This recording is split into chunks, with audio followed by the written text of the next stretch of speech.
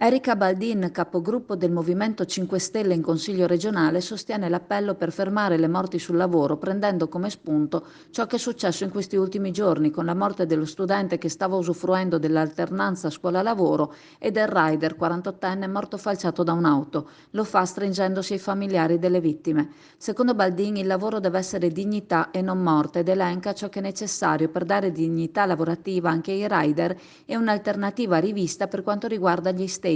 che vanno rivisitati dando la priorità alla formazione. Gli ultimi due lutti, ricorda la consigliera regionale, si aggiungono a una lunga lista con numeri in crescita, in controtendenza rispetto al trend nazionale. Spetta quindi alla Regione Veneto, secondo Baldin, affrontare questa situazione, partendo da strumenti esistenti ma non applicati, come il Patto regionale per la sicurezza sul lavoro, sottoscritto da sindacati e imprese, che impegna la Regione a potenziare gli organici SPISAL per aumentare controlli e prevenzione. Recentemente Baldin ha presentato un'interrogazione alla Giunta chiedendo proprio a che punto ci si trovi con le azioni previste dal piano.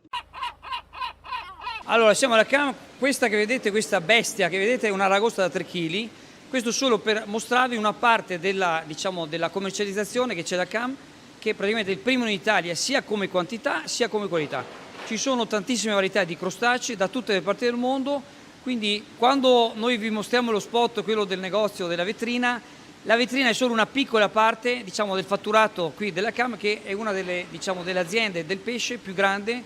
non solo di Chioggia ma praticamente dell'intero territorio nazionale.